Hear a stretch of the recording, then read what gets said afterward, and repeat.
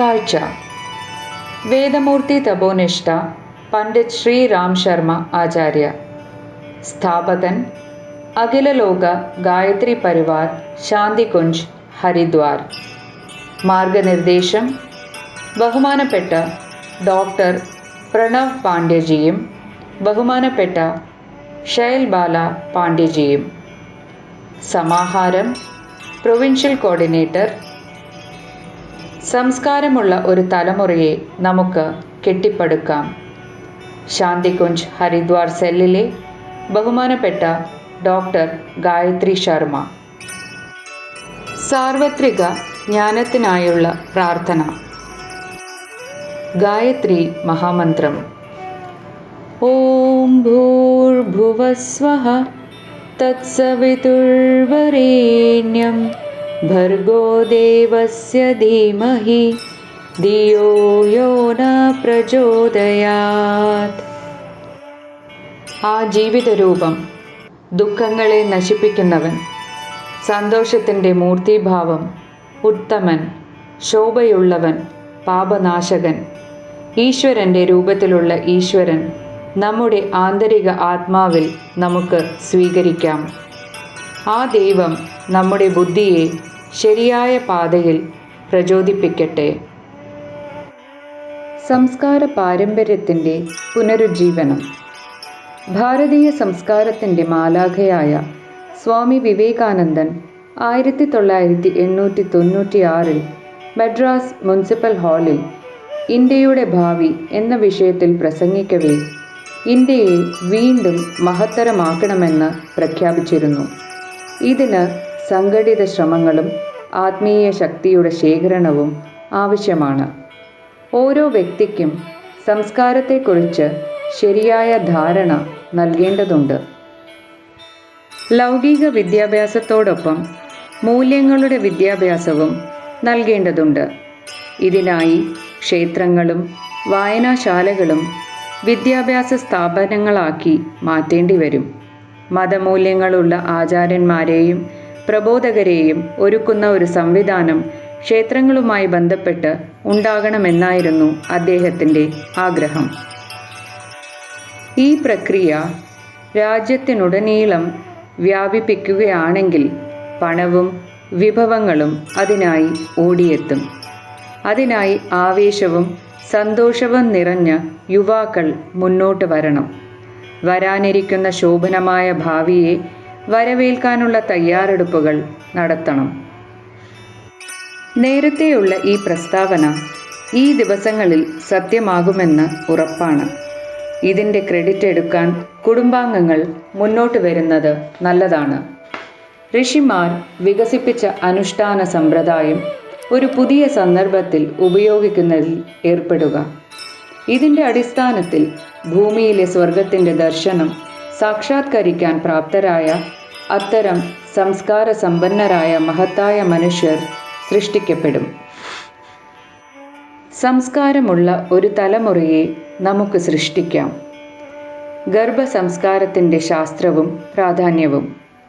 സൗമ്യനും മര്യാദയുള്ള, കഴിവുള്ള, വികസിത, സംസ്കാരമുള്ള, ബുദ്ധിയുള്ള ഭാവി തലമുറയെ കെട്ടിപ്പടുക്കുക. മനുഷ്യ ശരീരം. ഇന്ന് യുവാക്കൾക്കിടയിൽ ധാർമ്മികവും വൈകാരികവുമായ മൂല്യങ്ങൾ ഇടിഞ്ഞതിനാൽ അവരുടെ പെരുമാറ്റവും ചിന്തയും ആശങ്കാജനകമായ വിഷയമായി മാറിയിരിക്കുന്നു. ഡോക്ടർമാരും കുടുംബാംഗങ്ങളും കുട്ടിയുടെ നല്ല ശാരീരിക ആരോഗ്യത്തിനായി മാത്രം ശ്രമിക്കുന്നു. ലോകാരോഗ്യ സംഘടന ആരോഗ്യം നിർവചിക്കുമ്പോൾ മനുഷ്യൻ്റെ മൊത്തത്തിലുള്ള വികസനത്തിന് ശാരീരിക ആരോഗ്യം മാത്രമല്ല, മാനസികവും സാമൂഹികവും ആത്മീയവുമായ ആരോഗ്യവും വളരെ പ്രധാനമാണെന്ന് ലോകാരോഗ്യ സംഘടന പറയുന്നു. ഗർഭധാരണത്തിലൂടെ മഹാപുരുഷന്മാരുടെ സൃഷ്ടി, വ്യക്തിപരമോ കുടുംബപരമോ സാമൂഹികമോ ദേശീയമോ അന്തർദേശീയമോ ആകട്ടെ, ഇന്നത്തെ എല്ലാ പ്രശ്നങ്ങളും ഇതിനെല്ലാം ഒരേ ഒരു കാരണമേ ഉള്ളൂ. ഇന്ന് ഭൗതിക വിഭവങ്ങളുള്ള ആളുകൾ വളരെയധികം വർദ്ധിച്ചു. എന്നാൽ ചിന്തകൾ മികച്ചതും ആദർശപരവും ആധികാരികവുമായ സ്വഭാവമുള്ള, മാന്യത, സ്നേഹം, പെരുമാറ്റം എന്നിവയുള്ള മഹത്തായ മനുഷ്യർ എന്ന് ഏറ്റവും ആദരണീയനായ ഗുരു സത്ത പറയുന്നു. വാത്സല്യം, അനുകമ്പ, ഔദാര്യം, സഹകരണത്തിൻ്റെയും സഹവർത്തിത്വത്തിൻ്റെയും മനോഭാവം ഉണ്ടായിരിക്കുക. തങ്ങളുടെ സമയവും നേട്ടങ്ങളും കഴിവും മറ്റുള്ളവരുടെ ഉന്നമനത്തിനായി വിനിയോഗിക്കുന്ന മഹത്തായ മനുഷ്യർക്ക് ക്ഷാമമുണ്ട്. അതിനാൽ ആഗോള പ്രശ്നങ്ങൾ പരിഹരിക്കാനുള്ള മഹത്തായ മനുഷ്യരുടെ ഉൽപാദനമാണ് ഇന്നത്തെ ഏറ്റവും വലിയ ആവശ്യം.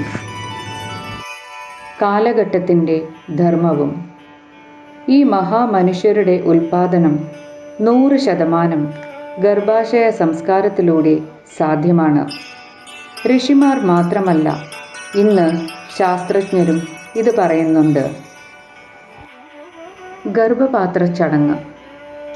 അതിനാൽ ഗർഭപാത്രം മുതൽ തന്നെ കുട്ടിയിൽ മഹത്വത്തിൻ്റെ ഗുണങ്ങൾ വളർത്തിയെടുക്കുന്നതിനായി ശാന്തികുഞ്ച്, ഹരിദ്വാറിലെ ബഹുമാനപ്പെട്ട ഡോക്ടർ സാഹിബിൻ്റെയും ബഹുമാനപ്പെട്ട ജിജിയുടെയും നേതൃത്വത്തിൽ ഗർഭോത്സവ് സംസ്കാരത്തിൻ്റെ ശാസ്ത്രീയ അവതരണത്തിലൂടെ ഒരു പൊതു ബോധവൽക്കരണ പരിപാടി നടത്തി. ഗർഭധാര ചടങ്ങിൻ്റെ ഉദ്ദേശം: ഗർഭപിണ്ഡത്തിൻ്റെ സ്ഥൂലവും സൂക്ഷ്മവും കാര്യകാരണവുമായ ശരീരങ്ങളുടെ പരിഷ്കരണം. ഗർഭധാര ചടങ്ങിൻ്റെ ലക്ഷ്യം: ആരോഗ്യമുള്ള ശരീരം, മാനസിക സന്തുലിത, ബുദ്ധിയുള്ള, വൈകാരിക കഴിവുള്ള, മര്യാദയുള്ള, പരിഷ്കൃത, സദ്ഗുണമുള്ള, സമൃദ്ധിയുള്ള ഒരു ഭാവി തലമുറയെ സൃഷ്ടിക്കുക. ആചാരങ്ങൾ.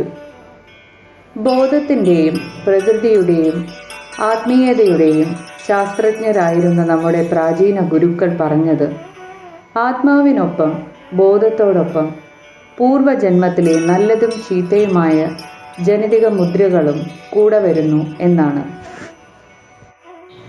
മനുഷ്യബോധത്തിൻ്റെ സൂക്ഷ്മതലത്തെ ബാധിക്കുന്ന ഓഡിയോ വിഷ്വൽ, തനിയെ നിർദ്ദേശിക്കുന്ന ഓട്ടോ സജസ്റ്റീവ് ആയ 16 ആത്മീയ പരിഹാരങ്ങൾ, മൈക്രോ ടെക്നോളജികൾ അദ്ദേഹം ഉരുത്തിരിഞ്ഞു. ഈ ആത്മീയ ചികിത്സകൾക്ക് അദ്ദേഹം സംസ്കാരം എന്ന് പേരിട്ടു.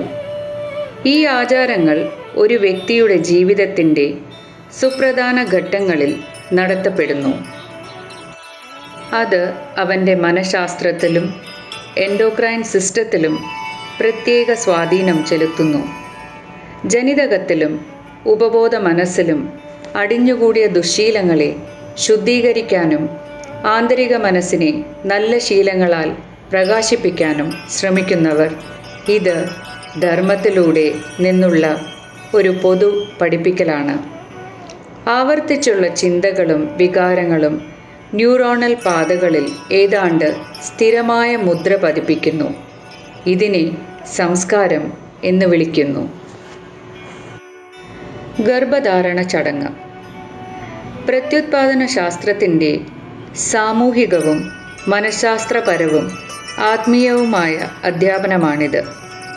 ഇതിൽ ഗർഭിണിയായ അമ്മയ്ക്ക് അവളുടെ ഭക്ഷണക്രമം, ജീവിതശൈലി, ദിനചര്യ എന്നിവ ചിട്ടപ്പെടുത്തിയതും ആരോഗ്യകരം ആക്കുന്നതിനും പരിസ്ഥിതിയെ സന്തോഷകരവും മാന്യവും വിശ്വാസയോഗ്യവും അനുകൂലവും ആക്കുന്നതിനുള്ള വിവരങ്ങൾ നൽകുന്നു. ഗർഭാവസ്ഥയിലുള്ള കുഞ്ഞിൻ്റെ ശാരീരികവും മാനസികവും വൈകാരികവും ആത്മീയവുമായ ആരോഗ്യത്തിലേക്ക് ഗർഭിണിയായ അമ്മയുടെയും ഭർത്താവിൻ്റെയും കുടുംബാംഗങ്ങളുടെയും ശ്രദ്ധ ആകർഷിക്കുന്ന ഒരു ചെറിയ ആചാരവും ആഘോഷവുമാണ് കുടുംബത്തിൻ്റെ മുന്നിൽ പ്രമേയമാക്കുന്നത്. ഗർഭപിണ്ഡത്തിൻ്റെ അബോധാവസ്ഥയുടെ സൂക്ഷ്മമായ ചികിത്സയാണിത്. ഗർഭധാരണ പരിപാടിയുടെ രൂപരേഖ. ഹരിദ്വാറിലെ ശാന്തികുഞ്ച് അഖില വിശ്വ ഗായത്രി പരിവാർ 3 തലങ്ങളിലായിട്ടാണ് ഗർഭോത്സവ പരിപാടി നടത്തുന്നത്. ആദ്യത്തെ ഗർഭകാല ആരോഗ്യ ബോധവൽക്കരണ പരിപാടി. രണ്ടാമത്തേത് ഗർഭോത്സവ് സംസ്കാർ. മൂന്നാമത്തേത് ഗർഭിണികളായ അമ്മമാർക്കും തൊഴിലാളികൾക്കും പരിശീലനം. മിക്കവാറും എല്ലാ മതങ്ങളിലും ഗർഭോത്സവം വിവിധ രൂപങ്ങളിൽ അറിയപ്പെടുന്നു. അമ്മയ്ക്കും ഗർഭസ്ഥ ശിശുവിനും ഭൗതികമായ നേട്ടങ്ങൾ നൽകുന്ന സമ്മാനങ്ങളും മറ്റും നൽകി മിക്കവാറും എല്ലാവരും ഇത് ഒരു സാമൂഹിക ചടങ്ങായി ആഘോഷിക്കുന്നു. മാതാ സൃഷ്ടാവ് ഭവതി. അമ്മയാണ് കുഞ്ഞിൻ്റെ സൃഷ്ടാവ്. അവളുടെ ചിന്തകൾ, വികാരങ്ങൾ, ഭക്ഷണക്രമം, ചുറ്റുപാടുകൾ എന്നിവ മെച്ചപ്പെടുത്തുന്നതിലൂടെ അവൾക്ക് ആവശ്യമുള്ള കുട്ടിയെ ലഭിക്കും. ഉദാഹരണത്തിന്, മദാത്സ രാജ്ഞി തൻ്റെ 3 മക്കളെ അറിവുള്ളവരാക്കി. രാജാവിൻ്റെ അഭ്യർത്ഥന പ്രകാരം 4-മൻ ഒരു വിദഗ്ധനായ ഭരണാധികാരിയായി. ജീജാബായി ശിവാജിയെ സൃഷ്ടിച്ചു. അമ്മയുടെ ഉദരത്തിൽ വെച്ച് ചക്രവ്യൂഹം തകർക്കാൻ അഭിമന്യു പഠിച്ചു. അവളുടെ ഭർത്താവ് അർജുൻ ചക്രവ്യൂഹം തകർക്കുന്ന രീതി പറഞ്ഞു കൊടുത്തു. അത് കേട്ട് സുഭദ്ര കുറച്ച് സമയത്തിന് ശേഷം ഉറങ്ങിപ്പോയി. അതുകൊണ്ടാണ് അഭിമന്യുവിന് ചക്രവ്യൂഹത്തിൽ നിന്ന് പുറത്തു കടക്കാൻ പഠിക്കാൻ കഴിയാത്തത്. അതിനായി യുദ്ധത്തിൽ ജീവൻ ത്യജിക്കേണ്ടി വന്നു. എന്നാൽ ഇന്ന് എല്ലാ സുഭദ്രമാരും എല്ലാ അർജുനന്മാരും ഉറങ്ങിയിരിക്കുന്നു. ഭാവിയിലെ കുട്ടികളോടുള്ള ഉത്തരവാദിത്വത്തെക്കുറിച്ച് അവർ ബോധവാന്മാരല്ല. ആയിരക്കണക്കിന് വർഷത്തെ അജ്ഞതയുടെയും ഇരുണ്ട യുഗത്തിൻ്റെയും ഫലമാണിത്.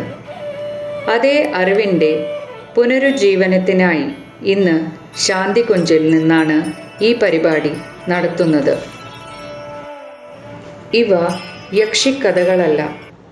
രൂപീകരണ കാരണ സിദ്ധാന്തമനുസരിച്ച് കേംബ്രിഡ്ജ് സർവകലാശാലയിലെ ഡോക്ടർ റൂബർട്ട് ഷെൽഡ്രിക് ഗർഭാവസ്ഥയിൽ അമ്മയുടെ ചിന്തകൾ, വികാരങ്ങൾ, ഭക്ഷണക്രമം, കുടുംബ സാമൂഹിക ചുറ്റുപാടുകൾ എന്നിവയാൽ ഒരു മെറ്റാഫിസിക്കൽ മോർഫജനിക് ഫോഴ്സ് സജീവമാക്കപ്പെടുന്നു.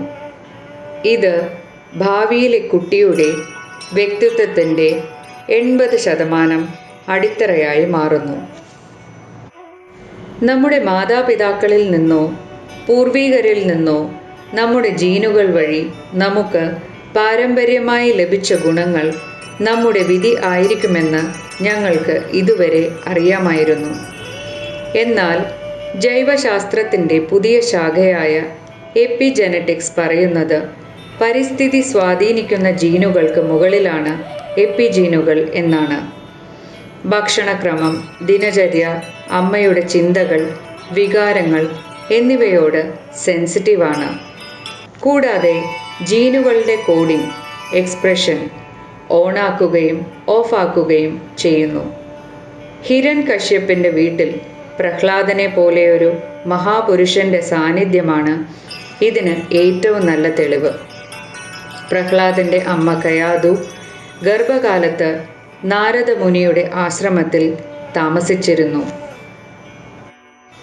Genomic printing.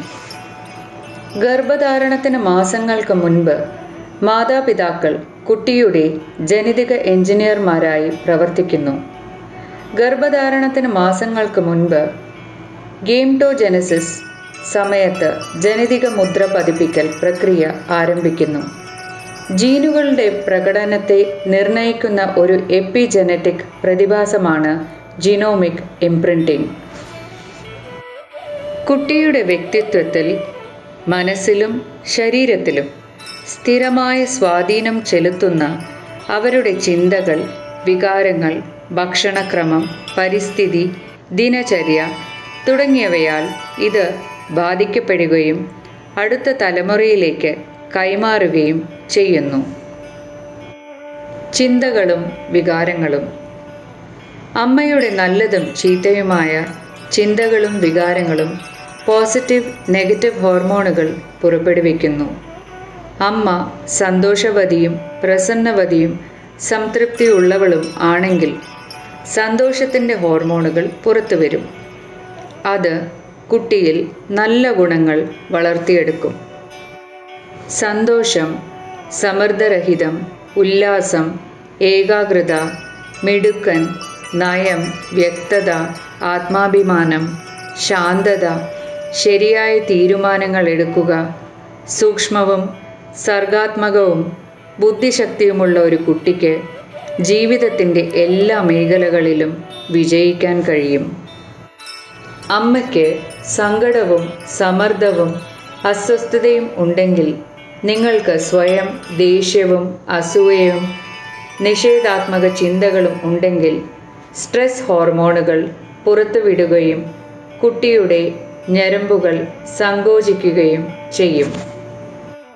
ഇത് കുട്ടിക്ക് ഓക്സിജനും പോഷകങ്ങളും വിതരണം ചെയ്യുന്നത് കുറയ്ക്കുകയും കുട്ടിയുടെ വളർച്ച കുറവാക്കുകയും ചെയ്യും. കുട്ടി പല രോഗങ്ങളോടെ ജനിക്കും. അവൻ ഒരു ചെറുതും പ്രകോപിതനായും കരച്ചിലും ദേഷ്യവും മാനസികമായും വൈകാരികമായും അസന്തുലിതമായ പെരുമാറ്റമുള്ള ഒരു കുട്ടിയായിരിക്കാം. പോഷകാഹാരക്കുറവ്. അമ്മയുടെ ഭക്ഷണക്രമം, അതായത് സമീകൃത ആഹാരം, സദാചാരം, സംസ്കാരം എന്നിവ ഇല്ലാത്തതിനാൽ കുട്ടി പോഷകാഹാരക്കുറവിന് ഇരയാകുകയും ഭാവിയിൽ ഹൃദ്രോഗം, പ്രമേഹം, ക്യാൻസർ, ഉയർന്ന രക്തസമ്മർദ്ദം, ഉയർന്ന കൊളസ്ട്രോൾ, മാനസികവും പെരുമാറ്റപരവുമായുള്ള പ്രശ്നങ്ങൾ തുടങ്ങി നിരവധി രോഗങ്ങളുടെ വേരുകളോടെ പോഷകാഹാരക്കുറവുള്ള ഒരു കുഞ്ഞ് ജനിക്കുകയും ചെയ്യും. ഭ്രൂണവികസന ചാർട്ട്. കുഞ്ഞിൻ്റെ തലച്ചോറ് ഏറ്റവും വേഗത്തിൽ വളരുന്നത് ഗർഭപാത്രത്തിലാണ്. ആദ്യ മാസത്തിൽ തന്നെ കുട്ടിയുടെ തലച്ചോറിൻ്റെയും 3 ശരീരങ്ങളുടെയും സ്ഥൂലവും സൂക്ഷ്മവും കാരണവും അടിസ്ഥാനം സ്ഥാപിക്കപ്പെടുന്നു. അടിത്തറ ദുർബലമാണെങ്കിൽ കുട്ടിയെ ജീവിതത്തിലുടനീളം അത് ബാധിക്കുന്നു. അതിനാൽ ഗർഭധാരണത്തിന് മുൻപ് തന്നെ ശാരീരികവും മാനസികവും വൈകാരികവും സാമ്പത്തികവും പാരിസ്ഥിതികവുമായ വശങ്ങൾ സ്ഥാപിക്കാൻ തയ്യാറെടുപ്പ് നടത്തണം. ആദ്യ പാദം. ഗർഭത്തിൻ്റെ ആദ്യ ത്രിമാസത്തിൽ 2ാമത്തെ ആഴ്ചയിൽ തന്നെ തലച്ചോറിൻ്റെ അടിസ്ഥാനം രൂപം കൊള്ളുന്നു. 3ാമത്തെ ആഴ്ചയിൽ ന്യൂറൽ എൻഡോഡേം, ന്യൂറൽ പ്ലേറ്റും രൂപം കൊള്ളുന്നു. 4ാമത്തെ ആഴ്ചയിൽ പ്രാരംഭ നാഡീവ്യൂഹം, ന്യൂറൽ ട്യൂബ്, എല്ലാ ഘടനകളുടെയും ശരീരങ്ങളുടെയും അടിത്തറ രൂപപ്പെടുന്നു. 2ാം ത്രിമാസത്തിൽ 16 ആഴ്ച. ഗർഭാവസ്ഥയുടെ 16ാം ആഴ്ചയിൽ കുഞ്ഞിൻ്റെ മസ്തിഷ്ക കോശങ്ങൾ മിനിറ്റിൽ 2,50,000 എന്ന നിരക്കിൽ വളരുന്നു. ഇപ്പോൾ കുട്ടി കേൾക്കാനും മണക്കാനും രുചിക്കാനും തുടങ്ങുന്നു. അതിനാൽ ഗർഭോത്സവ സംസ്കാരത്തിലൂടെ അമ്മയുടെയും കുടുംബാംഗങ്ങളുടെയും ശ്രദ്ധ കുട്ടിയുടെ ശാരീരികവും മാനസികവും വൈകാരികവുമായ വികാസത്തിലേക്ക് ആകർഷിക്കപ്പെടുന്നു. ഭക്ഷണക്രമം, ആചാരങ്ങളും വിചാരങ്ങളും തുടങ്ങിയ കാര്യങ്ങളിൽ അമ്മയ്ക്ക് അറിവ് നൽകുന്നു. 2ാം ത്രിമാസത്തിൽ 24 ആഴ്ച. ഗർഭാവസ്ഥയുടെ 7ാം മാസത്തിൽ കുട്ടിയുടെ തലച്ചോറിൽ വികാരങ്ങളുടെ ഒരു കേന്ദ്രം രൂപപ്പെടുന്നു. ഇപ്പോൾ അമ്മ ദുഃഖിതയാണെങ്കിൽ കുട്ടിയും ദുഃഖവും പിരിമുറുക്കവും അനുഭവിക്കുന്നു. അമ്മ സന്തോഷവതിയാണെങ്കിൽ കുട്ടിയും സന്തോഷവാനാണ്. സമ്മർദ്ദത്തിലായ കുട്ടി. ഇപ്പോൾ നിങ്ങൾ ഒരു വീഡിയോ കാണുക. അതിൽ അമ്മയും അച്ഛനും പരസ്പരം വഴക്കിടുകയും ഉറക്കെ നിലവിളിക്കുകയും ചെയ്യുന്നു. അത് കാരണം ഉറങ്ങുന്ന കുട്ടി സമ്മർദ്ദത്തിലാകുന്നു. ഇത് സമ്മർദ്ദ ഹോർമോണുകൾ പുറപ്പെടുവിക്കും. കരയുകയും പ്രകോപിപ്പിക്കുകയും ദേഷ്യപ്പെടുകയും മാനസികമായും വൈകാരികമായും തളർന്നു പോവുകയും ചെയ്യുന്ന ഒരു കുട്ടിയായി തീരാം.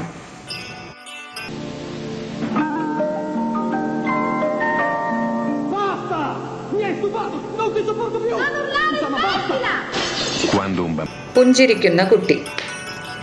ഒരമ്മ സന്തോഷത്തോടെയും സംതൃപ്തയായും തുടരുന്നുവെങ്കിൽ തൻ്റെ കുട്ടിയെ സ്നേഹിക്കുന്നു, അവനോട് മധുരമായി സംസാരിക്കുന്നു, അവനോട് നല്ല കഥകൾ പറയുന്നു.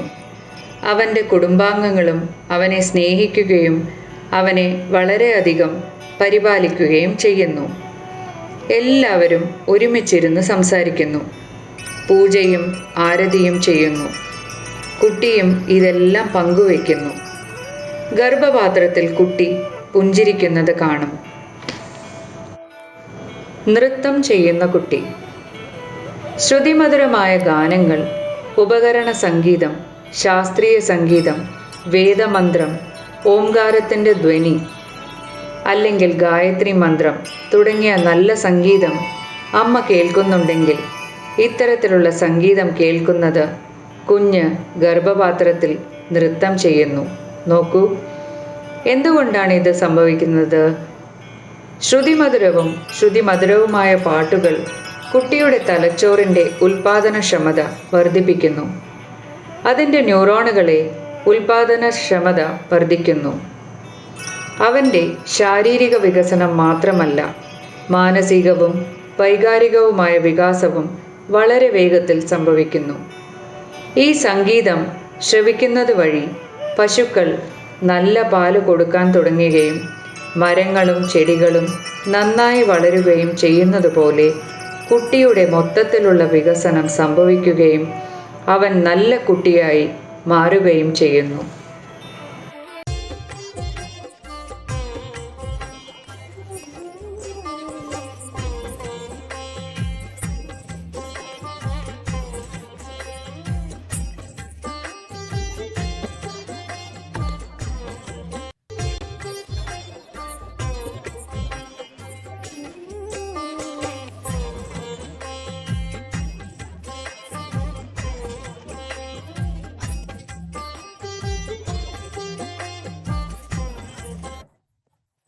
കുട്ടി ചൊല്ലുന്നു ഓം. 3 ദിവസം പ്രായമുള്ള കുഞ്ഞാണിത്. ഗർഭകാലത്ത് ഓം ജപിച്ച് അമ്മ കുഞ്ഞിനോട് ആശയവിനിമയം നടത്തിയിരുന്നു. പ്രസവശേഷം ഈ കുട്ടി അമ്മയോടൊപ്പം ഓം ചൊല്ലാൻ ശ്രമിക്കുന്നു.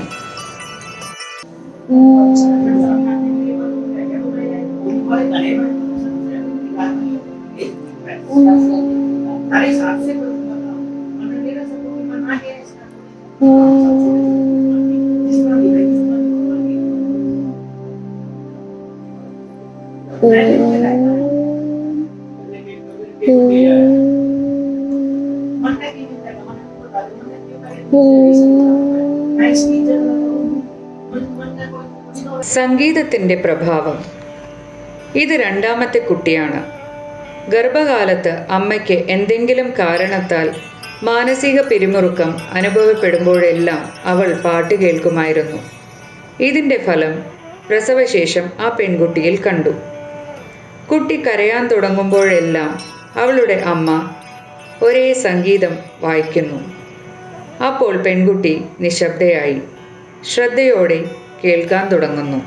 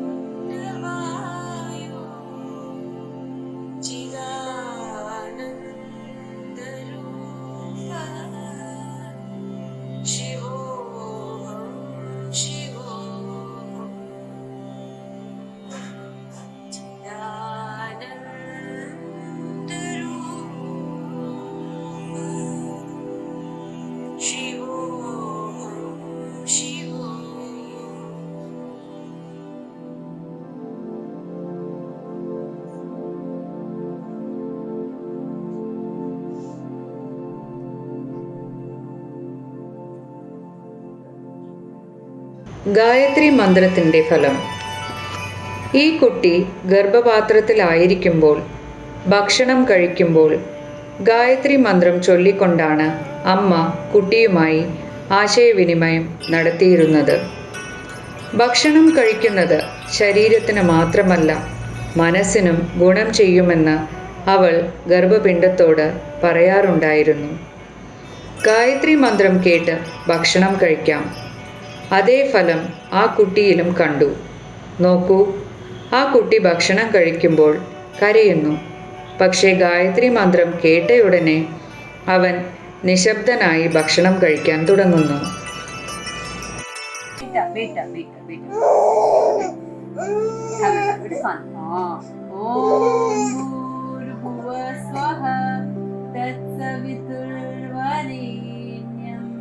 भर्गो देवस्य धीमहि धियो यो नः प्रचोदयात्।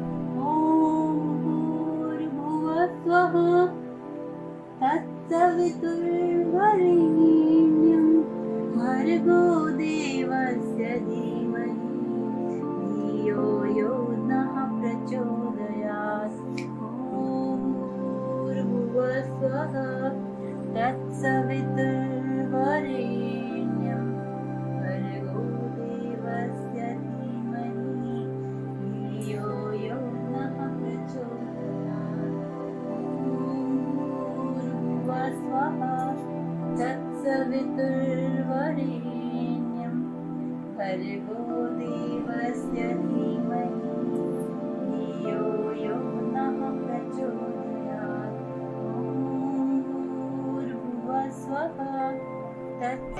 കുട്ടി ഗീത ചൊല്ലുന്നു. ഇത് രണ്ടാമത്തെ കുട്ടിയാണ്. ഗർഭപാത്രത്തിൽ ഇരുന്നപ്പോൾ മാതാപിതാക്കള് ഗർഭപാത്രത്തിൽ കൈവച്ച് ഗീത ചൊല്ലാറുണ്ടായിരുന്നു. നോക്കൂ, 2 വർഷം തികയാത്ത അവൻ ഗീതാ ശ്ലോകങ്ങൾ അത്ര ശ്രദ്ധയോടെയും വ്യക്തതയോടെയും ചൊല്ലുകയാണ്.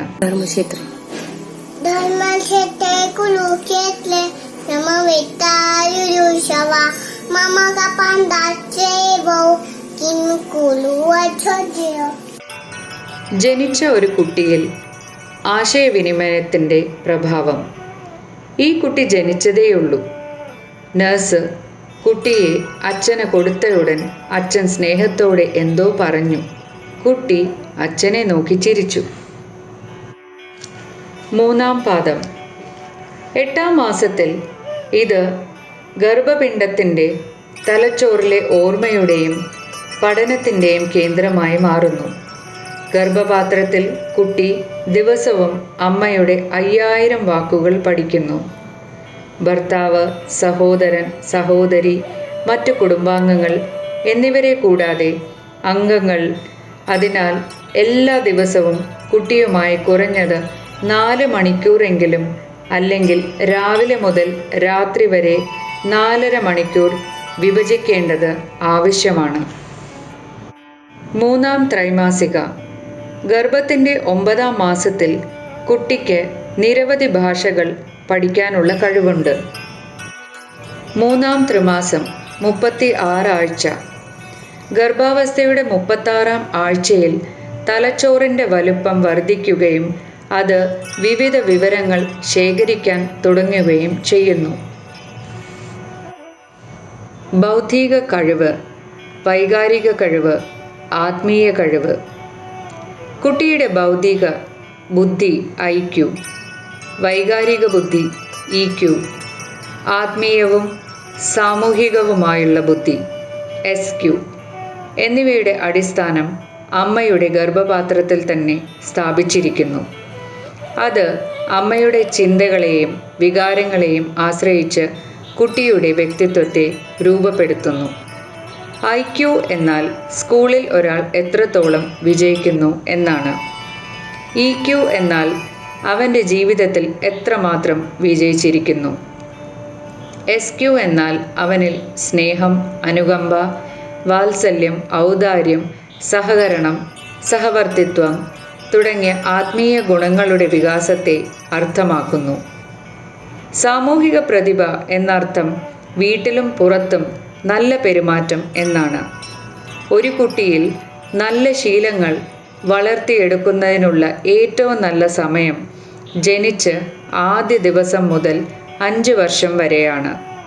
കുട്ടിയെ പ്രോഗ്രാം ചെയ്യുന്നതിനുള്ള ശരിയായ സമയമാണിത്. ഒന്നിലധികം ബുദ്ധി. ഗർഭകാലത്ത് അമ്മ സ്വീകരിക്കുന്ന അനുയോജ്യമായ ദിനചര്യകളും പോസിറ്റീവും ക്രിയാത്മകവുമായ പ്രവർത്തനങ്ങളും ഗർഭപിണ്ഡത്തിൽ ഒന്നിലധികം ബുദ്ധിശക്തി വികസിപ്പിക്കുന്നതിന് സഹായകമാണ്. മനുഷ്യ മസ്തിഷ്കത്തിൻ്റെ വലത്, ഇടത് അർദ്ധഗോളങ്ങൾ അതിൻ്റെ സമഗ്രമായ വികാസത്തിൽ ഒരു പ്രധാന പങ്ക് വഹിക്കുന്നു. മസ്തിഷ്കത്തിൻ്റെ വലത് അർദ്ധഗോളത്തിൽ കലാപരമായതും സർഗാത്മകവുമായ ബുദ്ധി വികസിപ്പിക്കുന്നു. ഒരാളുടെ വികാരങ്ങൾ നിയന്ത്രിക്കുക, മറ്റുള്ളവരുടെ വികാരങ്ങൾ മനസ്സിലാക്കുക, വെല്ലുവിളികളെ നേരിടുക, ആത്മവിശ്വാസവും ആത്മാഭിമാനവും ഈ ഗുണങ്ങളെല്ലാം തലച്ചോറിൻ്റെ വലത് അർദ്ധഗോളവുമായി ബന്ധപ്പെട്ടിരിക്കുന്നു.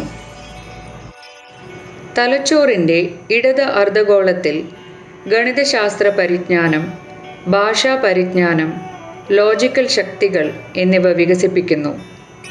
മസ്തിഷ്കത്തിൻ്റെ ഈ ഭാഗം തീരുമാനമെടുക്കാനുള്ള കഴിവ്, പ്രശ്നപരിഹാരശേഷി, ഇച്ഛാശക്തി, ചിന്താശേഷി, പഠനശേഷി, അവബോധം തുടങ്ങിയ ഗുണങ്ങളുടെ വികാസത്തെ നിയന്ത്രിക്കുന്നു. ഗർഭകാലത്ത് അമ്മ നടത്തുന്ന പോസിറ്റീവും ക്രിയാത്മകവുമായ പ്രവർത്തനങ്ങൾ തലച്ചോറിൻ്റെ 2 അർദ്ധഗോളങ്ങളെയും സജീവമാക്കുകയും കുട്ടിയുടെ ആഗോള ബുദ്ധി വികസിപ്പിക്കാൻ സഹായിക്കുകയും ചെയ്യുന്നു. ഗർഭസ്ഥ ശിശുവിൻ്റെ ആഗ്രഹം. ഒരു കുട്ടിക്ക് അമ്മയിൽ നിന്ന് ചില പ്രതീക്ഷകളുണ്ട്. അവൻ പറയുന്നു, അമ്മേ, എൻ്റെ മസ്തിഷ്കം ഇപ്പോഴും വളരുകയാണ്. ദയവായി എന്നെ സ്നേഹിക്കൂ, എന്നെ സംരക്ഷിക്കൂ, നല്ല പുസ്തകങ്ങൾ എനിക്കായി വായിക്കൂ, നല്ല സംഗീതം കേൾക്കൂ, നല്ല കഥകൾ പറയൂ, പോഷകസമൃദ്ധമായ ഭക്ഷണം കഴിക്കൂ, സന്തോഷവാനായിരിക്കൂ. അങ്ങനെ ഞാൻ ഈ ലോകത്ത് ഒരു വിജയിയായ വ്യക്തിയാകാൻ കഴിയും. എനിക്ക് സന്തോഷമുള്ള വ്യക്തിയാകാൻ കഴിയും. ഇതാണ് അമ്മയുടെ കടമകൾ.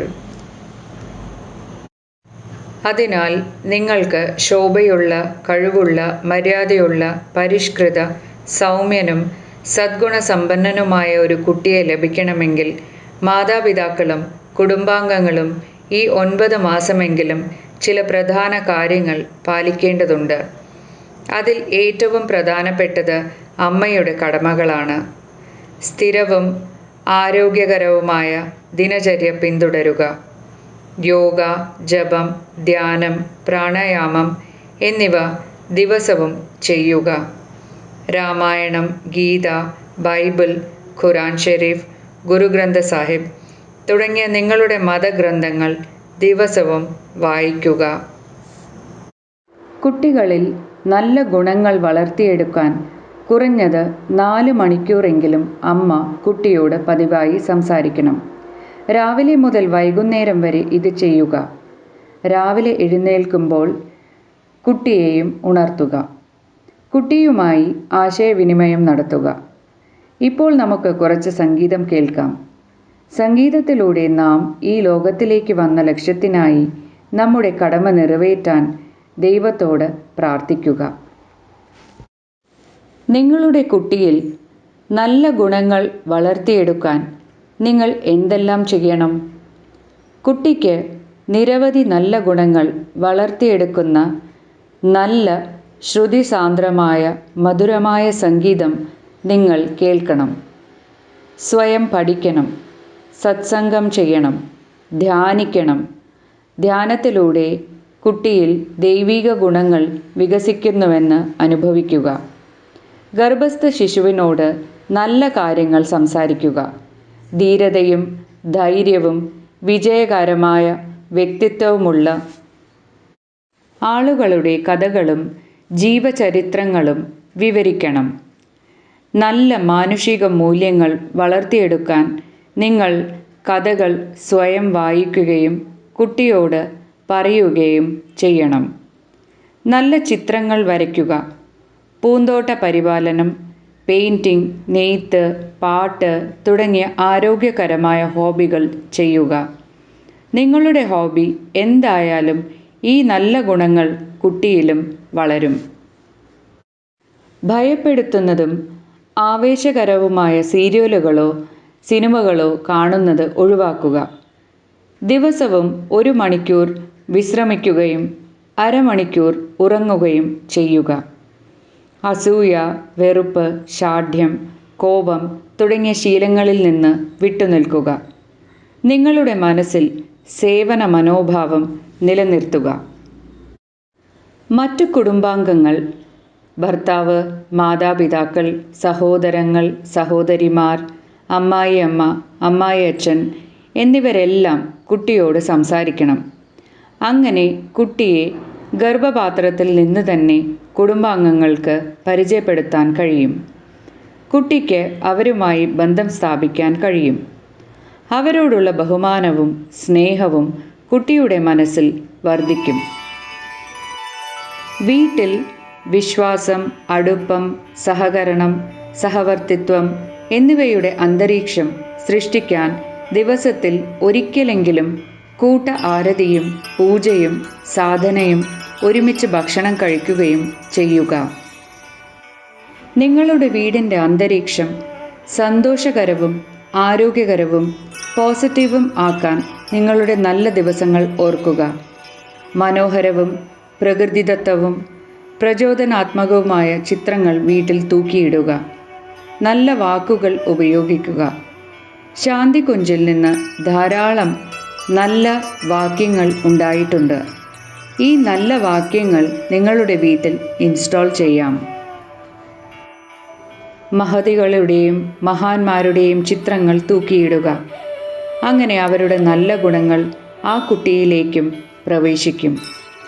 ഒരു ഇംഗ്ലീഷ് ദമ്പതികൾ ഉണ്ടായിരുന്നതായി പറയപ്പെടുന്നു.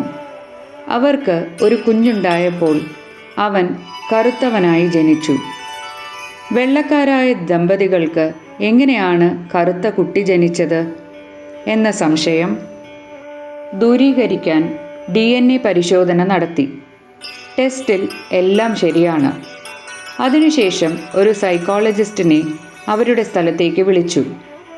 അവരുടെ കിടപ്പുമുറിയിൽ ഒരു കറുത്ത എത്യോപ്യൻ ഗുസ്തിക്കാരൻ്റെ ചിത്രം തൂങ്ങിക്കിടക്കുന്നത് അദ്ദേഹം കണ്ടു. രാത്രിയിൽ അവരുടെ അമ്മയും അച്ഛനും ഉറങ്ങുമ്പോൾ അവർ അതിനെക്കുറിച്ച് സംസാരിക്കാറുണ്ടായിരുന്നു.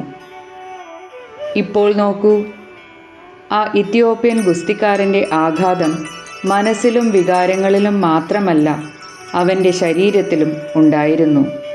അർത്ഥം, നിങ്ങൾ കാണുന്നതോ ചിന്തിക്കുന്നതോ ആയ ഏത് ചിത്രവും കുട്ടിയിൽ ശക്തമായ സ്വാധീനം ചെലുത്തുന്നു.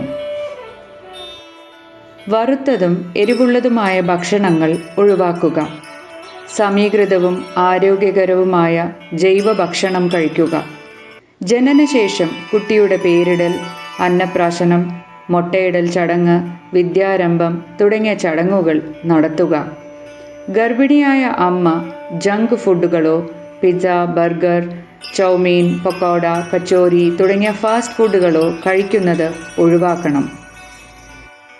ജങ്ക് ഫുഡ് കഴിക്കുന്നത് തലച്ചോറിലെ ഹിപ്പോകാമ്പസ് എന്ന കേന്ദ്രത്തെ പ്രതികൂലമായി ബാധിക്കുമെന്ന് ഓസ്ട്രേലിയൻ യൂണിവേഴ്സിറ്റി ശാസ്ത്രജ്ഞനായ ഫെലിസ് ജാക്ക തൻ്റെ ഗവേഷണത്തിൽ തെളിയിച്ചു.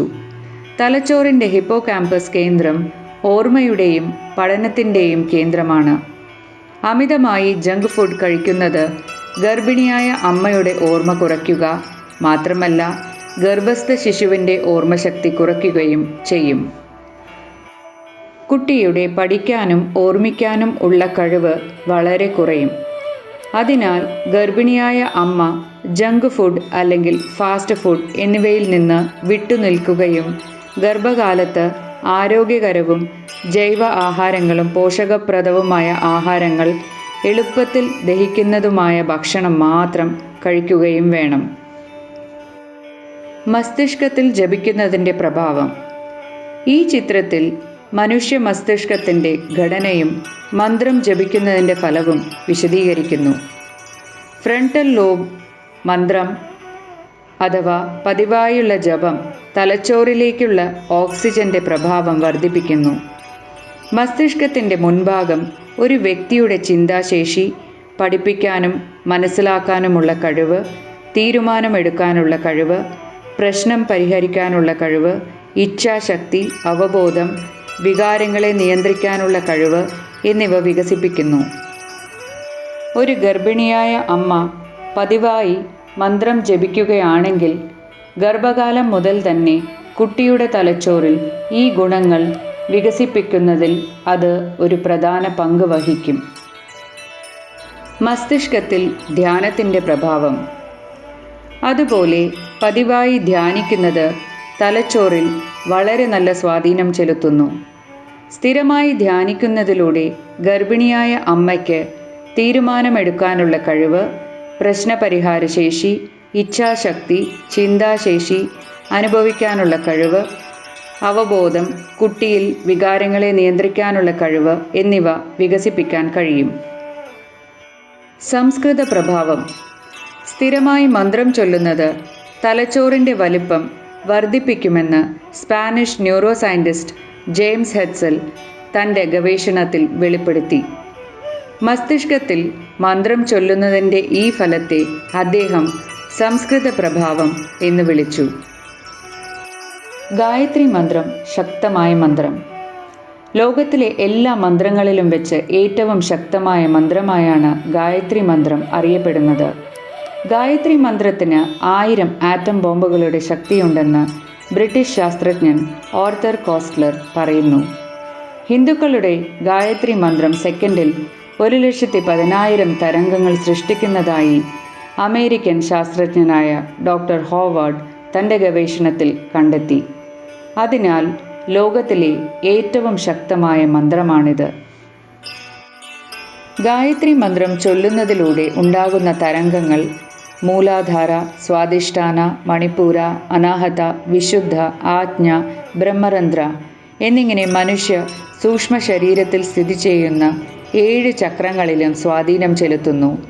ഗർഭിണിയായ അമ്മ ഗർഭാവസ്ഥയിൽ ഗായത്രി മന്ത്രം പതിവായി ജപിക്കുകയും ധ്യാനിക്കുകയും ചെയ്താൽ കുട്ടിയുടെ ശാരീരികവും മാനസികവും വൈകാരികവും ആത്മീയവുമായ വളർച്ചയുമായി ബന്ധപ്പെട്ട അത്ഭുതകരമായ ഫലങ്ങൾ കൈവരിക്കാൻ കഴിയുമെന്ന് ഈ ഗവേഷണങ്ങളിൽ നിന്ന് വ്യക്തമാണ്. കുഞ്ഞിൻ്റെ വികാസത്തിന് അത്യാവശ്യമായ കാര്യങ്ങൾ. ഗർഭം മുതൽ കുട്ടിയുടെ സർവ്വതോന്മുഖമായ വികസനത്തിന് ഭർത്താവിൻ്റെയും കുടുംബാംഗങ്ങളുടെയും കടമകൾ എന്തൊക്കെയാണെന്ന് നമുക്ക് ഇപ്പോൾ നോക്കാം. ഭ്രൂണത്തെ ദൈവത്തിൻ്റെ പ്രതിനിധിയായി കണക്കാക്കി വീട്ടിൽ ആരോഗ്യകരവും സന്തോഷകരവും പ്രസന്നരും ആത്മീയവുമായ അന്തരീക്ഷത്തിന് ശരിയായ ക്രമീകരണങ്ങൾ ചെയ്തുകൊണ്ട് അതിനെ സ്വാഗതം ചെയ്യാൻ തയ്യാറെടുക്കുക. പരസ്പര ദേഷ്യവും വിദ്വേഷവും മറന്ന് മാന്യതയുടെ അന്തരീക്ഷം സൃഷ്ടിക്കുക. ദാരിദ്ര്യം, മയക്കുമരുന്ന് ദുരുപയോഗം, ദുശ്ശീലങ്ങൾ എന്നിവയുടെ നിഴൽ നിങ്ങളുടെ ഗർഭപാത്രത്തിൽ വീഴരുത്. സ്വയം പഠനത്തിനും സത്സംഗത്തിനുമുള്ള ക്രമീകരണങ്ങൾ.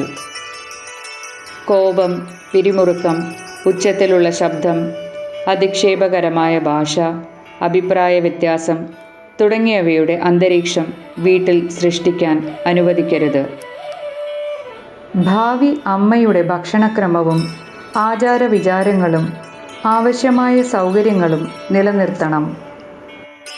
ഗർഭിണിയായ സ്ത്രീയുടെ ന്യായമായ അഭിലാഷങ്ങൾ നിറവേറ്റുക. അവൾ എന്താണ് കഴിക്കാൻ ആഗ്രഹിക്കുന്നത്? അവൾ എങ്ങനെയുള്ള പെരുമാറ്റമാണ് ആഗ്രഹിക്കുന്നത്? അത് ഉചിതമെങ്കിൽ നിറവേറ്റിക്കൊടുക്കുക. റേഡിയേഷൻ്റെ പാർശ്വഫലങ്ങൾ. കുട്ടിയുടെ വികാസത്തിന് അങ്ങേയറ്റം ഹാനികരമാണെന്ന് തെളിയിക്കുന്ന അത്തരം ചില കാരണങ്ങളെക്കുറിച്ച് നമ്മൾ ഇപ്പോൾ ചർച്ച ചെയ്യും. അവരെക്കുറിച്ച് അറിഞ്ഞ് അവ ഒഴിവാക്കാൻ ശ്രമിക്കുക. മൊബൈൽ ഫോണുകൾ, ലാപ്ടോപ്പ്, വൈഫൈ തുടങ്ങിയവയുടെ അമിതമായ ഉപയോഗം മൂലമുണ്ടാകുന്ന ഹാനികരമായ റേഡിയേഷനാണ് ഒരു പ്രധാന കാരണം. റേഡിയേഷൻ്റെ നുഴഞ്ഞുകയറ്റം മുതിർന്നവരുടെ തലയോട്ടിയിൽ 25%, 10 വയസ്സുള്ള കുട്ടികളിൽ 50%, 5 വയസ്സും അതിൽ താഴെയുള്ള കുട്ടികളിൽ 75% ആണെന്ന് ശാസ്ത്രീയ ഗവേഷണങ്ങൾ കാണിക്കുന്നു. ഗർഭിണിയായ അമ്മയിൽ ഈ റേഡിയേഷൻ പ്ലാസന്റൽ സീമയെ മറികടക്കുകയും കുഞ്ഞിനെ ദോഷകരമായി ബാധിക്കുകയും ക്യാൻസർ സാധ്യത സൃഷ്ടിക്കുകയും ചെയ്യുന്നു. മാനസിക വളർച്ച കുറയുകയോ വികലമാകുകയോ ചെയ്യുന്നത് മാനസിക ബലഹീനതയിലേക്ക് നയിക്കുകയും ക്യാൻസറിനുള്ള സാധ്യത വർദ്ധിപ്പിക്കുകയും ചെയ്യുന്നു. അമ്മയുടെ ക്ഷീണം, ഉത്കണ്ഠ, ഉറക്കക്കുറവ്, ഓർമ്മക്കുറവ് എന്നിവയാണ് മറ്റു ഫലങ്ങൾ. ബീജകോശങ്ങളിലെ മാറ്റങ്ങളാൽ ദോഷകരമായ വികിരണം പാരമ്പര്യ ഫലങ്ങൾ മൂലം അടുത്ത തലമുറയെ ദോഷകരമായി ബാധിക്കും.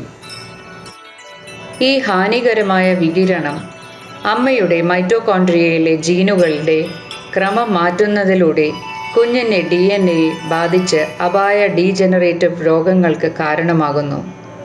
സെൽഫോണുകളുടെ അമിതമായ ഉപയോഗം ബീജത്തിൻ്റെ ഗുണനിലവാരത്തെ അങ്ങേയറ്റം പ്രതികൂലമായി ബാധിക്കുന്നു.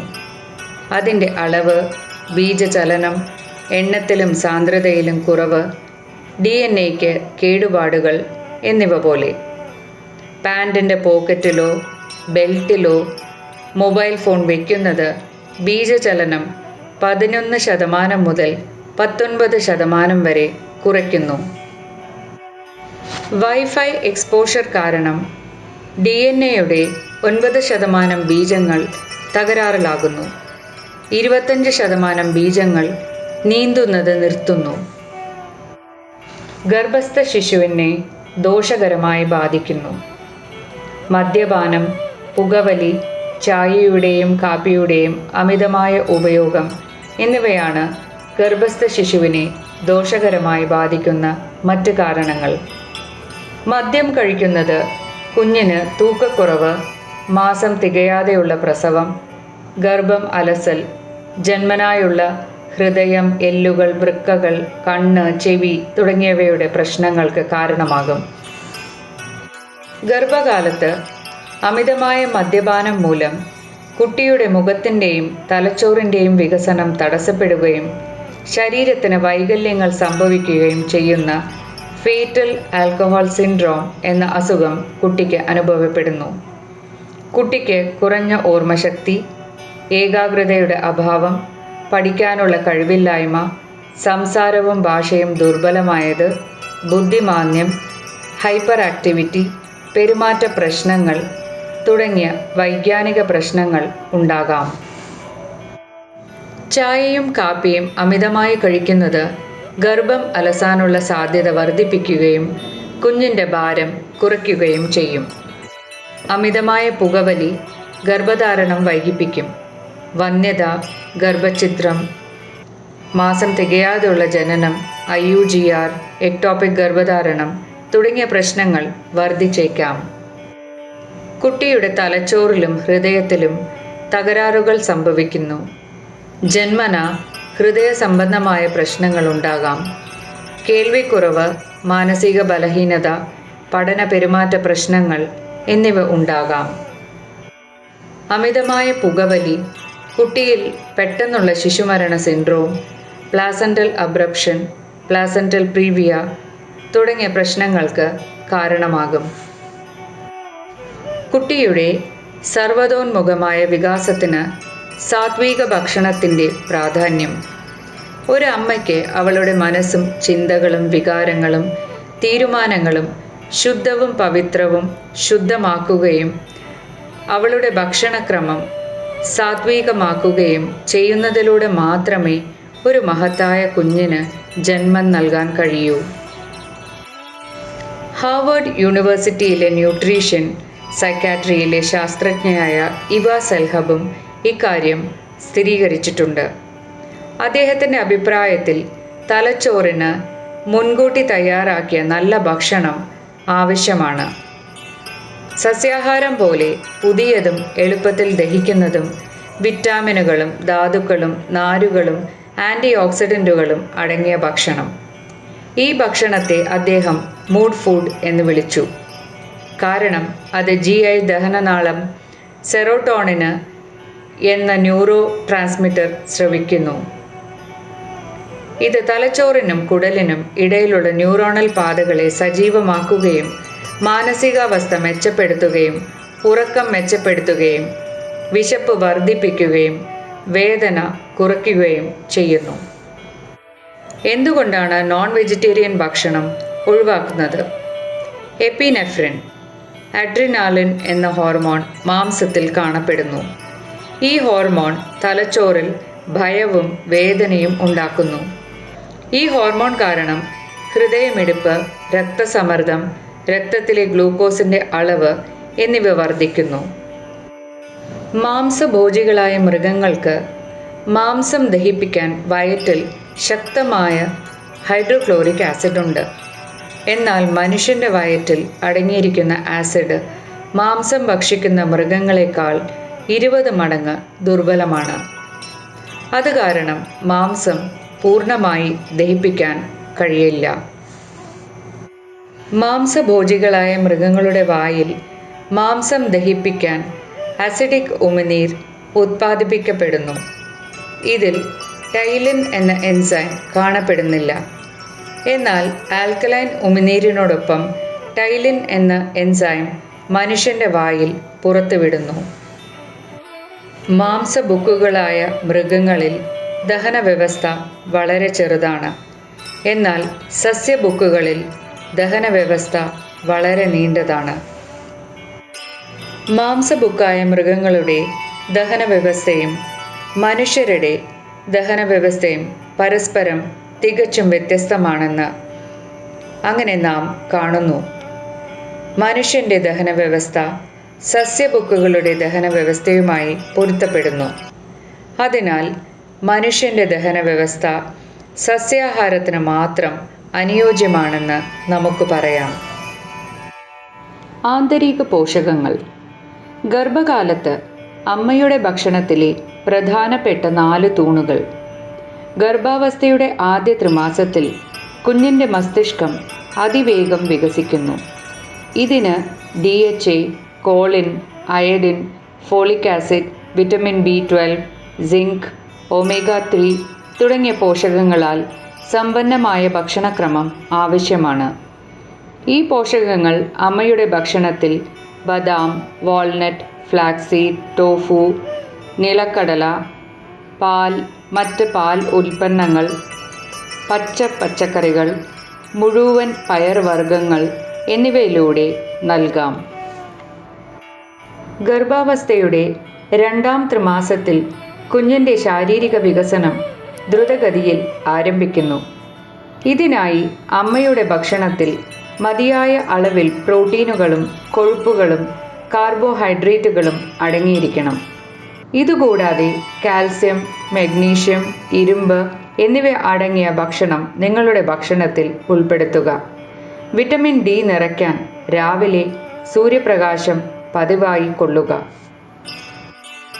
അമ്മയുടെയും കുഞ്ഞിൻ്റെയും പ്രതിരോധശേഷി ശക്തമായി നിലനിർത്താൻ ഗർഭകാലത്ത് വിറ്റമിൻ C അടങ്ങിയ നാരങ്ങ, നെല്ലിക്ക, ഓറഞ്ച്, സ്ട്രോബെറി, വിറ്റമിൻ E അടങ്ങിയ ബദാം, നിലക്കടല, അവക്കാഡോ, ക്യാരറ്റ്, പപ്പായ തുടങ്ങിയതും വിറ്റമിൻ A അടങ്ങിയ ഭക്ഷണങ്ങളും കഴിക്കുക.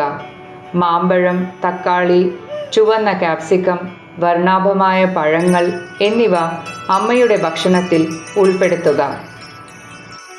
അമ്മയുടെയും കുഞ്ഞിൻ്റെയും ആരോഗ്യകരമായ ദഹനത്തിന് വാഴപ്പഴം, ഗോതമ്പ്, ബാർലി, തൈര്, മോര് തുടങ്ങിയവയുടെ ഉപയോഗത്തിലൂടെ നിറവേറ്റാൻ കഴിയും. ഫ്രക്ടോ ഒലിഗോസാക്രൈഡുകൾ പോലുള്ള ദഹന പോഷകങ്ങൾ ആവശ്യമാണ്. നല്ല ദഹനത്തിന് ആവശ്യത്തിന് വെള്ളം കുടിക്കുകയും നാരുകൾ അടങ്ങിയ ഭക്ഷണം കഴിക്കുകയും ചെയ്യുക. ഇരുമ്പ് സമ്പുഷ്ടമായ പാചകക്കുറിപ്പുകൾ. ഗർഭിണികളായ അമ്മമാർക്കുള്ള ഇരുമ്പ് അടങ്ങിയ ചില പാചകക്കുറിപ്പുകളുടെ പേരുകൾ ഇവിടെ നൽകിയിരിക്കുന്നു.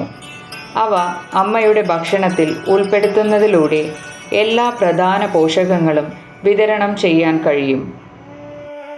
അമ്മയുടെ പ്ലേറ്റും അളവും. ഈ ഫുഡ് പിരമിഡിൻ്റെ സഹായത്തോടെ നിങ്ങൾക്ക് ആവശ്യ പോഷകങ്ങൾ തിരഞ്ഞെടുത്ത് ഗർഭിണിയായ അമ്മയുടെ പ്ലേറ്റിൽ അവയുടെ അളവ് നിർണ്ണയിക്കാനാകും. ആരോഗ്യകരമായ ഭക്ഷണങ്ങൾ കഴിക്കുക അഥവാ ഒഴിവാക്കുക. ചുരുക്കത്തിൽ ഗർഭിണിയായ അമ്മ ധാന്യങ്ങൾ, കൊഴുപ്പ് കുറഞ്ഞ തൈര്, പാല്, ബീൻസ്, സീസണൽ പഴങ്ങൾ, മുഴുവൻ പയർവർഗ്ഗങ്ങൾ, സാലഡ്, ബെറി, ക്യാരറ്റ്, എള്ള്, ഓട്സ് ഭക്ഷണം, ഡ്രൈ ഫ്രൂട്ട്സ്, ഗ്രീൻ ടീ തുടങ്ങിയവ ഭക്ഷണത്തിൽ ഉൾപ്പെടുത്തണം. ഗർഭിണിയായ അമ്മ മദ്യപാനം, പുകവലി, ചായ, കാപ്പി, ബിസ്ക്കറ്റ്, ക്രീം, മാംസം മുതലായവയുടെ അമിത ഉപയോഗം എന്നിവയിൽ നിന്ന് വിട്ടുനിൽക്കണം. പാസ്ചറൈസ് ചെയ്യാത്ത പാൽ അല്ലെങ്കിൽ തൈര്, കഫീൻ, ജങ്ക് ഫുഡ്, വറുത്ത വിഭവങ്ങൾ, കൃത്രിമ വസ്തുക്കൾ, പാക്ക് ചെയ്ത ഭക്ഷണം, പുറത്തുനിന്നുള്ള ഭക്ഷണം എന്നിവ ഒഴിവാക്കണം. ഗർഭിണിയായ അമ്മയ്ക്ക് അനുയോജ്യമായ ദിനചര്യ.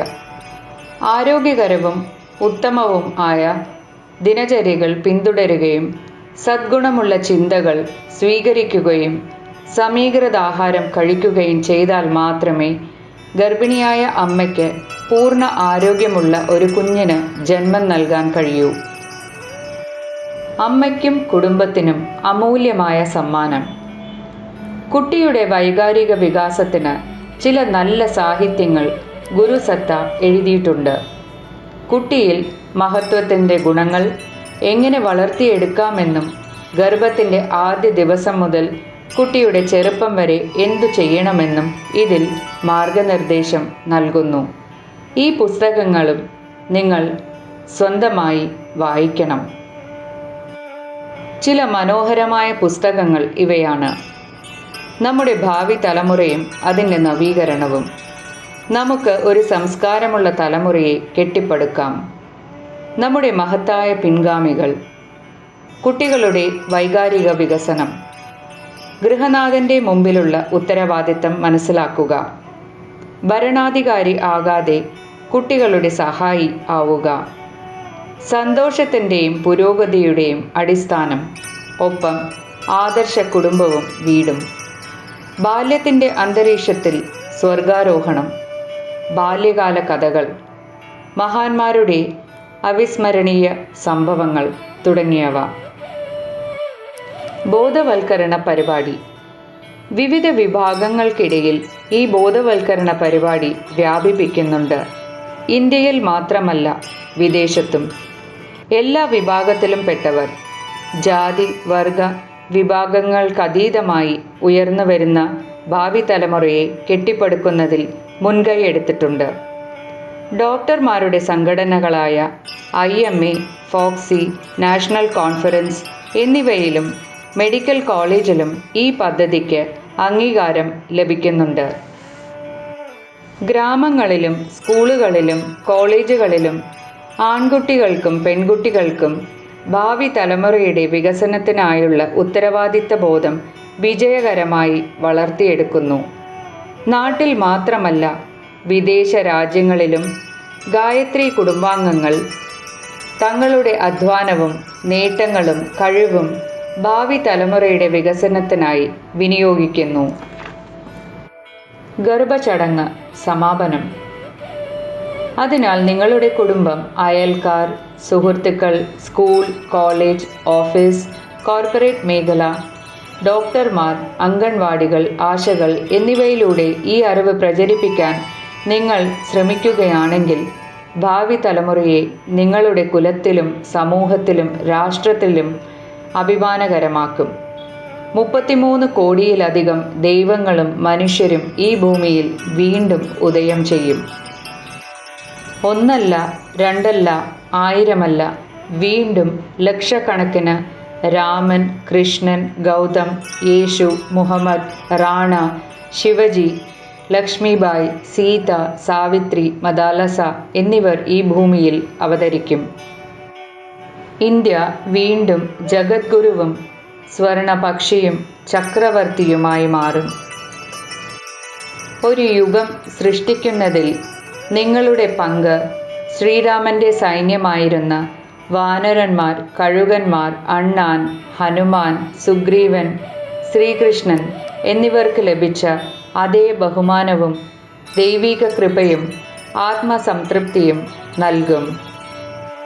നിങ്ങളുടെ ജീവിതം മാത്രമല്ല, നിങ്ങളുടെ 10ഓളം തലമുറകളുടെ ജീവിതവും അനുഗ്രഹിക്കപ്പെടും.